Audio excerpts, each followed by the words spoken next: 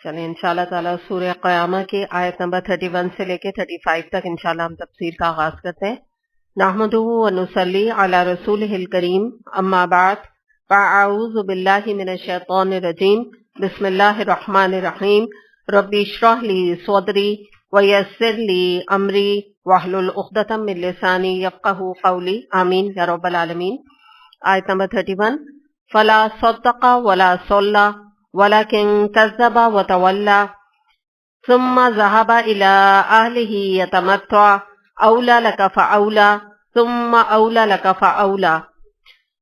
मगर उसने न सच माना न नमाज पढ़ी बल्कि झुटलाया और पलट गया, फिर अकड़ता हुआ अपने घर वालों की तरफ चल दिया। ये रविश तेरे लिए ही सजावार है और तुझी को ज़ेब देती है। हाँ, ये रविश तेरे लिए ही सजावार है और तुझी को ज़ेब देती है।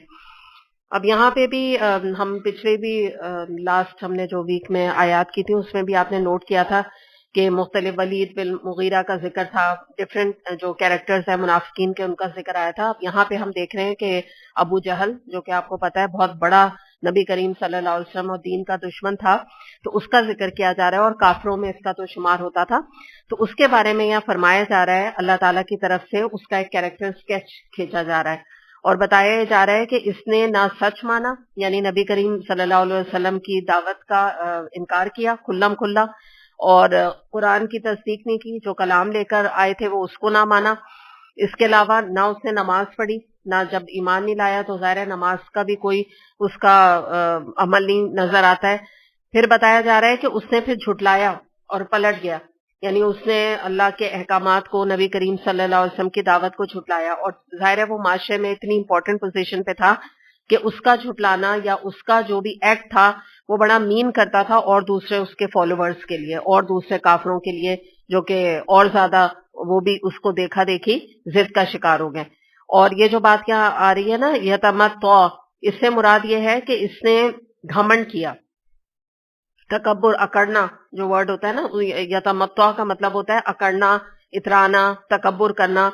तो बात यही है कि हम आमतौर पे जब हमारे साथ किसी का एटीट्यूड एरोगेंस का होता है या कॉन्सीट का होता है तो हम समझते हैं कि शायद ये एक मुतकब्बिर इंसान है ना, ये हमारे साथ इसका रवैया ऐसा है। लेकिन जब आप कुरान के हवाले से बात करेंगे तो मेन जो कुरान जिसको मुतकब्बिर कहता है या अकड़ का शिकार कहता है या कॉन्सीट या एरोगेंस का बुराई का शिकार इंसान कहा जाता है, वो कुरान के हिसाब से वो शख्स है जो अल्लाह के अहकामात का इनकार करता है और उनको मानना अपनी बिनीत हिज डिग्निटी समझता है। तो उसके हवाले से ये बात इतराने की जा रही है। लोगों के साथ एटीट्यूड की यहाँ बात नहीं है उसकी, हो सकता है अखलाक में बहुत अच्छा हो और आम लोगों के साथ। तो यहाँ पे ये बात बताई जा रही है कि इसके लिए ये रविश सजावार है, यानी कि जो इसने ये किया है ना, तो ये इसी को ज़ेब देता है कि इसका आगे जाके जो भी अल्लाह ताला के हवाले से इसका अंजाम होगा और इसको जो सजा दी जाएगी, अल्लाह ताला इसका जो भी अंजाम करेगा उसके हवाले से ये बात बताई जा रही है कि इसको यही ज़ेब देता है जो इसका अंजाम हो। अब यहाँ पे ना फिल इन द ब्लैंक्स है, आप समझ लीजिए कि उसको जो है ना वो बिटवीन द लाइंस कर दिया गया है। वो हम खुद समझ सकते हैं कि अल्लाह ताला इसके साथ क्या मामला करेगा, क्योंकि इतना इसने सीरियस इसका ऑफेंस है कि अल्लाह ताला ने इसकी सजा को बताना भी गवारा नहीं किया है। यहाँ आगे देखते हैं आयत नंबर 36, आया सबुल इंसानु अन युत्रका सुदा, क्या इंसान ने ये समझ रखा है वो यूं ही मुहमिल छोड़ दिया जाएगा। मुहमिल का मतलब है ऐसे ही बेकार छोड़ दिया जाएगा, उसकी कोई अकाउंटेबिलिटी नहीं होगी। जैसे उर्दू में मुहमिल को कहते हैं शतरे बेमुहार, आपने सुना होगा ना। तो मुराद ये होती है कि शतरे बेमुहार की, के जैसे इंसान का जहां मुंह आए उठाए वो चल पड़े, कभी इधर चला जाए कभी उधर चला जाए, कोई उसको कोई रोक टोक है ही नहीं दुनिया में रहने में। तो ऐसे इंसान का यहाँ जिक्र किया जा रहा है कि इंसान बड़ी गलतफहमी में मुब्तला है कि जैसे कि क्या उसको बेमकसद पैदा कर दिया गया है, क्या उसने सोचा कि मेरे जीने का मकसद क्या है। मतलब इतना कोई आसान मामला है कि बस मैं खाऊं पीऊं, सुबह से खाने की फिक्र में लगे रहूं, फिर थोड़े दिन में जो है वो शादी ब्याह हो जाए, फिर उनके बच्चों की फिक्र में लग जाऊं, बच्चे पैदा करूं, फिर उनकी शादियां में अपना सालों और वक्त अपना खपाता रहूं, और उसके बाद फलां रिश्तेदार की शादी और फलां के घर जाना आना, बस यही है सोशलाइजिंग, फिर वेकेशन पे चला जाऊं, बस ये जिंदगी है। तो ये तो बड़ा गलत अंदाजा लगा लिया ना। अगर यही सब कुछ अल्लाह ताला ने करना होता तो अल्लाह ताला ने जन्नत दोज़ख क्यों बनाई थी। پھر اللہ تعالیٰ ایسے سب کو یہاں چھوڑ دیتا فن فرولک کے لیے، اور ایک جمع ہونے والا دن ہوتا اور سب کو اللہ تعالیٰ جنت میں ڈال دیتا. تو اتنا معاملہ آسان ہے نہیں. لیکن اگر آپ میجورٹی کو دیکھیں نا، وہ اسی کانسیپٹ کے تحت زندگی گزار رہی ہے، بے مقصد زندگی، کوئی مقصد نہیں ہے، بڑا مقصد نہیں. اور آپ دیکھیں کہ جانور جو ہے وہ تو بے اختیار ہے، ہم تو با اختیار ہے نا. اللہ تعالیٰ نے ہمیں فری ول دی ہے، لیکن اس کے ساتھ ساتھ یہ یاد رکھیں کہ ہم اسکاٹ فری نہیں ہیں. اللہ نے ہمیں اسکاٹ فری نہیں چھوڑ دیا یہاں پہ. جزا سزا سے فارغ اپنے کو سمجھنا اس سے بڑی کوئی بیوقوفی کی بات نہیں ہے. تو جانور کی سطح ہے، لیکن لوگ جو ہے نا وہ کیا کہتے ہیں، کل کی کل دیکھی جائے گی. تو یہی بات یہاں پہ بتائی جا رہی ہے کہ انہوں نے اس دن کی جو سیریسنس ہے، آخرت کا دن جو ابھی آگے لگنے والا ہے، آنے والا ہے، اس کا انہوں نے اندازہ ہی نہیں کیا. انہوں نے تو بس ایسے سمجھا کہ آخرت کا ایک دن ہے، سب اکٹھے ہوں گے، ہم سب ملیں گے، پرانے رشتے دار ہمیں نظر آئیں گے، ہم سے کہیں گے ہلو ہائے کیا حال ہے، بس یہ ہوگا. اس کے بعد ایک لائن لگے گی اور جنت میں چلے جائیں گے. تو بات یہ ہے کہ یہ تو ایک الگ بات ہے کہ انسان کا نہیں مانتا دل اس بات کے اوپر کہ ایسا کیسے ہو سکتا ہے. لیکن ویسے بھی دیکھیں، ایک اور اینگل سے اس آیت کو دیکھیں کہ انصاف کا بھی تقاضا ہے کہ اگر دنیا میں کسی نے بچیوں کو، آج کل آپ دیکھیں کہ 5-5 6-6 سیریل جو ریپسٹ ہیں، بچیوں کو ریپ کر رہے ہیں، 100 بچوں کا قاتل ہے، کیا کیا نہیں ہو رہا ہے نا آج کل. آپ اگر جس کو کہتے ہیں نا دل دہلانے دینے والے واقعات ہیں کہ بچیوں کو ریپ بھی کر کے اور اس کے بعد پھر قتل بھی کر دیتے ہیں، بچوں کے ساتھ بھی یہ کچھ ہو رہا ہے نا. تو ایک دن تو ایسا آنا چاہیے نا کہ ان کا حساب کتاب ہو. دنیا میں تو آپ دیکھیں نا ابھی جو یہ 5-6 بچیوں کا جس نے کیا تھا، جو بچی کا بھی نام آتا ہے، تو وہ اس کو کیا ہوا، ایک دفعہ جو بھی پھانسی اس کو لگی ہے ایک دفعہ لگی نا، لیکن جو اس نے ٹراما ان بچیوں کو، ان کے 7-8 بچیوں کے گھر والوں کو اور ان کے آگے کی نسلوں کو، اور جو بھی ماں جو ہے وہ سن کے ڈری ہے اس کو پہنچایا، تو یہ تو انجام کافی نہیں اس کے لیے ہے نا. دل بھی کہتا ہے کہ یہ کیا ہوا، یہ تو ایک دفعہ پھانسی چڑھ گیا ہے، تو ایسا شخص تھا، اس کو تو بہت برا اس کا انجام ہونا چاہیے تھا. تو اسی لیے اللہ نے قیامت رکھی ہے. دنیا میں ٹوٹلی انصاف جو ہے وہ کوئی انسان کسی کے ساتھ نہیں کر سکتا، یہ تو اللہ تعالیٰ قیامت کے دن کرے گا نا. اب یہ فرعون ہے، ہٹلر ہے، قارون ہے، ان سب کا جو ظلم ہے تو ایک دن آنا چاہیے. دل سے بھی ہمارے پکار آتی ہے کہ ایک دن آئے تاکہ ان ظالموں کو اللہ تعالیٰ ان کا صحیح معنوں میں ان کا وہ انجام ہو جس کے یہ مستحق ہے. اور دوسری بات، یہ سورہ المومنون آیت نمبر 115 میں بھی اسی طرح کی آیت آتی ہے. اس میں اللہ تعالیٰ فرماتے ہیں کہ کیا تم نے یہ سمجھ رکھا ہے کہ ہم نے تم کو فضول ہی پیدا کیا اور تمہیں کبھی پلٹ کے ہماری طرف نہیں جانا. بالکل یہی والا سوال ہے کہ تمہیں بیکار پیدا کر دیا. تو اس چیز سے تم نکلو اپنے اس ککون سے. سورہ کہف آیت نمبر 103 سے 104 تک میں آتا ہے کہ اے نبی صلی اللہ علیہ وسلم ان سے کہہ دیجئے، یعنی لوگوں سے مخاطب کر کے کہا جا رہا ہے کہ ہم تمہیں بتائیں کہ اپنے اعمال میں سب سے زیادہ ناکام اور نامراد لوگ کون ہیں.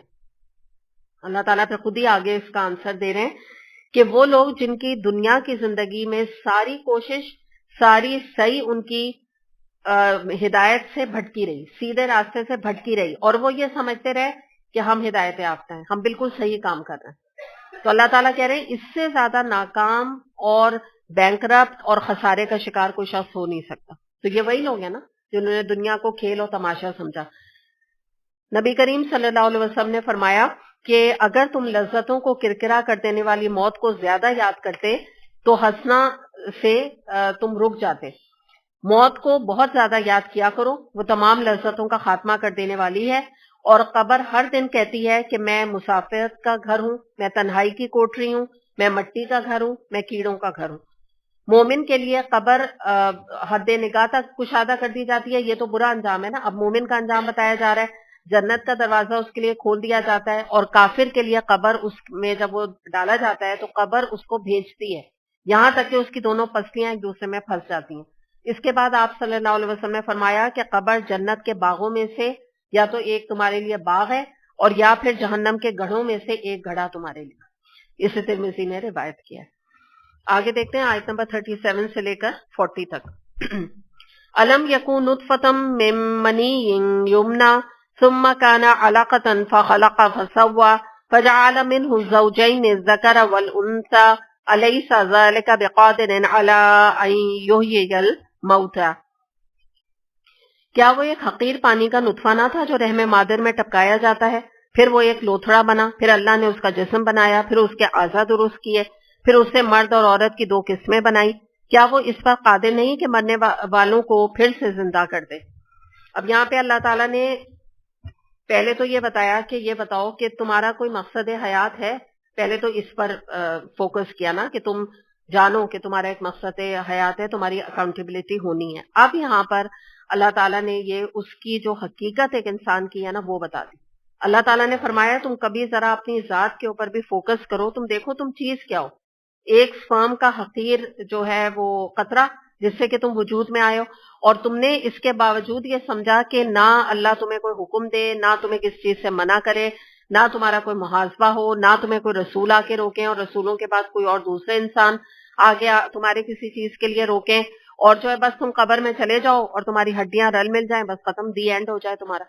تو یہ تم نے کیا اندازہ لگایا نا, کیسا تم نے سمجھا. اور یہاں پہ یہ ڈفرینٹ سٹیجز ہیں, بہت دفعہ اس پہ بات کر چکے کہ پہلے ایک انسان جو ہے وہ ایک پیس بنتا ہے نا, ایک گوشت کا ایک پھٹکی بنتی ہے, پھر ایک گوشت کا ٹکڑا بنتا ہے, پھر اس کے بعد اس کا جسم, اعضا, ہڈیاں, بہت دفعہ اس پہ بات کر چکے. تو جو ایک فیٹس کے مختلف سٹیجز ماں کے پیٹ میں ہوتے ہیں اس کا ذکر یہاں کیا جا رہا ہے.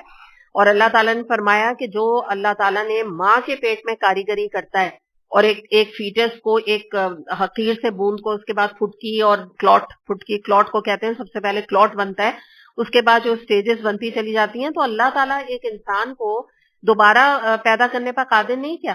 اور ہم بہت دفعہ یہ بات کر چکے ہیں, جب پہلی دفعہ انسان کوئی دنیا میں بھی کام کرتا ہے تو اسے مشکل لگتا ہے, سیکنڈ ٹائم تو وہ کام بہت آسان ہوتا ہے, تھرڈ ٹائم اور آسان ہوتا ہے, فورتھ ٹائم اور آسان ہو جاتا ہے, سب کچھ ایزی ہوتا چلا جاتا ہے. ہم سب کو اس کا مشاہدہ ہے.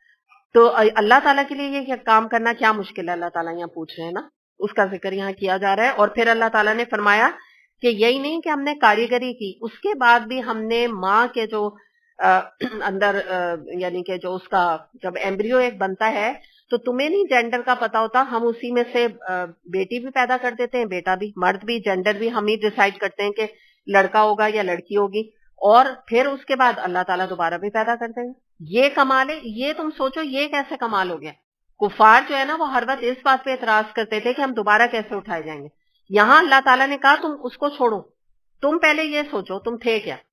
یہ تو بہت ہی مشکل کام ہے کہ آپ یہ دیکھیں نا کہ کوئی ایک قطرے سے, ایک کلوٹ سے, ایک خون کے کلوٹ سے, پھٹکی سے ایک اتنا پیارا سا بچہ جو ہے وہ بن جائے ماں کے پیٹ میں, وہ بھی ماں کے پیٹ میں, کوئی سامنے بھی نہیں ہے, آبویس بھی نہیں ہے نا, اندر چھپا ہوا.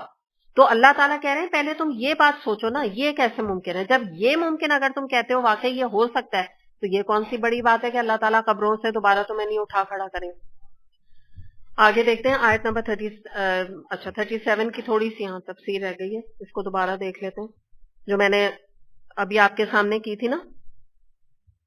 اسی میں تھوڑا سا اور آگے بات ہم یہ کریں گے کہ اس میں ایک اینگل اور اس کا ہے کہ دیکھیں جب بھی نا کسی انسان کے اندر, ابھی تو ہم ویسے تو اللہ کے آگے بھی احکامات نہیں ماننا, میں نے ابھی بات کی تکبر کی ایک قسم ہے, لیکن اگر انسان دنیا میں اپنے سے بھی دوسرے لوگوں کو دیکھ کے اگر کبھی اپنے غریب رشتہ داروں کو, میٹس کو, یا کبھی ایک انسان کے اندر کرائیت آیا غریبوں کی, ہو جاتا ہے نا جب پیسہ بہت ہوتا ہے, کبھی کبھی ہو جاتا ہے کہ ان کے لباس سے بدبو آ رہی ہے, ان کے کپڑے گندے, اس طرح کی کوئی فیلنگ آئے, تو اس وقت جو ہے نا فوراً یہ والی جو آیت ہے نا اس کے حوالے سے سوچا کریں کہ میری بھی بگننگ کیا تھی, میں کس چیز سے وجود میں آئی ہوں نا, میرا کیا مقصد. یہی مقصد ہے اس آیت پر غور کرنے کا.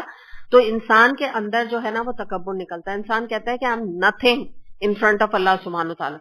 یہ جو ایک حقیقت ہے نا, تو یہ چیز بھی انسان کو نا زمین پہ لاتی ہے. پھر انسان ایک بات سوچتا ہے کہ جو میرا ہے بگننگ ہے تو وہی تو اس غریب آدمی کی, میری میٹ کی بھی وہی ہے, میرے برابر میں, مطلب یہ بیٹھی کچن میں برتن دھو رہی ہے اگلے کمرے میں, یا پوچھا لگا رہی ہے میرے سامنے وہ, تو لیکن حقیقت تو ہم دونوں کی ایک ہے. تو اکڑ کیا ہے, یہ تو اللہ نے بڑا مجھ پہ کرم کر دیا نا کہ مجھے کوئی ان کی باجی بنا دیا یا میڈم بنا دیا, ورنہ تو یہ کہ حقیقت تو ہم دونوں کی ایک ہے. تو اکڑ کس بات کی ہے نا, کس چیز پہ میں اکڑ رہی ہوں. اور اگر اللہ نے پیسہ دیا تو وہ بھی اللہ نے مجھے دے دیا, تو اللہ کا کرم ہے. نہ دیتا تو کیا ہوتا, میں ادھر بیٹھی ہوئی پوچھا لگا رہی ہوتی اور یہ باجی بن کے بیٹھی ہوتی, یہ بھی تو وائس ورسا بھی تو ہو سکتا تھا. تو یہ صرف ایک جنرل میں ایک بات آپ سے کہہ رہی ہوں کہ انسان اگر جو ہے تھوڑا بہت اپنی ان چیزوں کے اوپر, یہ آیتیں اسی لیے ہوتی ہیں, یہ کوئی اس لیے نہیں ہے کہ ہم تفسیر میں بیٹھ کے اس کے اوپر غور کریں تبھی ہمیں کوئی بات سمجھ آئے گی. اس کے اوپر جب بھی انسان کے اندر اس قسم کی فیلنگ ہے, ضرور اس طرح کی آیات کے اوپر غور کرے اور اپنی حقیقت کو جانے. کیونکہ ہم کبھی اتنے پیچھے جا کے کبھی نہیں سوچتے اپنی حقیقت نا. ہم تو اپنا اچھا ہم تو یوں سوچتے ہیں ہمارا مغلیہ خاندان سے تعلق ہے, ہمارے آبا و اجداد بڑے امیر تھے, ہمارے دادا بہت امیر تھے, ہماری نانا کی وہاں پہ بہت بڑی کوٹھی تھی فلاں فلاں جگہ, بہت بڑا محل تھا, یوں ہم سوچتے ہیں نا, پیچھے کی حقیقت کو نہیں دیکھتے کہ ہم ہیں کیا. اور پھر دیکھیں سب سے بڑی بات کیا کہ اگر ہم دیکھیں نا تو جس کو بھی آپ کہیں, کوئی بھی بندہ ہے, ہم سب بھی یہاں موجود ہیں, سب بیسکلی کس کی اولاد ہیں؟ آدم علیہ السلام کی. ہم سب وہی نسل ہیں. تو کون سی چیز جو ہے ہمیں الگ کر رہی ہے نا کہ ہمارے اندر یہ چیز کرائیت پیدا ہو. اور اگر کبھی ہو بھی نا, آپ کو دل نہیں بھی چاہے تو بھی اپنی آپ کی جو میڈ ہے نا اس سے عزت سے بات کریں, کیونکہ میں یہ آپ کو تکبر نکالنے کی ٹپ بتا رہی ہوں کہ جیسے آپ اندر انٹر ہوتے ہیں آپ کو ہو رہا ہے اس سے مجھے سلام نہیں کیا, نہ کریں, آپ کر لیں, آپ آگے بڑھ کے کریں اور اسے ڈانٹیں بھی نہیں. ٹھیک ہے تربیت کرنا اچھی بات ہے, لیکن یہ بیچاریوں کو کوئی اتنی سمجھ نہیں ہوتی, وہ نہیں سمجھیں گی کہ وہ یہ بھی سمجھیں گی کہ آپ شاید اپنے کو بہت سمجھ رہی ہیں تو آپ سلام کرنے کو کہہ رہی ہیں, تو آپ آگے بڑھ کے سلام کر لیں. اگر آپ کے برابر میں وہ بیٹھی ہوئی ہے اور آپ سے بات کر رہی ہے اور آپ کو ہو رہا ہے کیا یہ بیکار کی باتیں لے کے بیٹھی, آپ اس کی سن لیں کچھ بات, یہ سوچ کے کہ غریب ہے یہ. ابھی میری کوئی بہت بڑی امیر فرینڈ آئی ہوتی, وہ چاہے اس سے بھی زیادہ بکواس کر رہی ہوتی, لیکن چونکہ وہ امیر تھی تو میں اس کی بہت انٹرسٹ سے سن رہی ہوتی, کہہ رہی تھی یس یس یس, شور بالکل کہہ رہی ہوتی نا. تو وہ بیچاری اپنے کوئی چند غم یا کہ ادھر ادھر کی جیسے باتیں وہ کرتی ہیں, تو اگر کر لیں سنیں, جان کے سنیں. میں یہ نہیں, دل نہیں لگے گا, آف کورس نہیں لگے گا, ہم کہتے ہیں ہمارا ان کے ساتھ کوئی مینٹل ہے ہی نہیں, ریلیٹ ہی نہیں کرتے, یہ جاہل عورتیں, دماغ میں آتا ہے نا. تو جب یہ خیال آئے تو اس وقت فوراً یہ سن لیں, اس کی 4 باتیں سن لیں, اس کے ساتھ بھی بیٹھ کے کوئی تھوڑی سی بات چیت کر لیں, تاکہ ہمارے اندر سے نا ہماری ٹریننگ ہو. یہ ٹریننگ کا میں آپ کو طریقہ بتا رہی ہوں کہ اس طرح سے انسان بچوں کو بھی کہہ سکتا ہے, کہ بچوں کو بھی کہہ دے کہ بھئی تم ان سے عزت سے بات کرو, آپ سے بات کرو. تو انسان جب لوگوں کے ساتھ بھی ذرا جھکتا ہے اور ایٹیٹیوڈ نیچے ہوتا ہے نا, تو تب اس کو اللہ یاد آتا ہے. وہ کہتا ہے کہ پھر تو اللہ کتنی بڑی ہستی ہے, یہ تو اسی کے بنائے ہوئے انسان ہے, تو ان سے کیا کرنا, تو پھر اللہ سے کیا کرنا, تب جا کے نا وہ اپنے قابو میں آتا ہے انسان.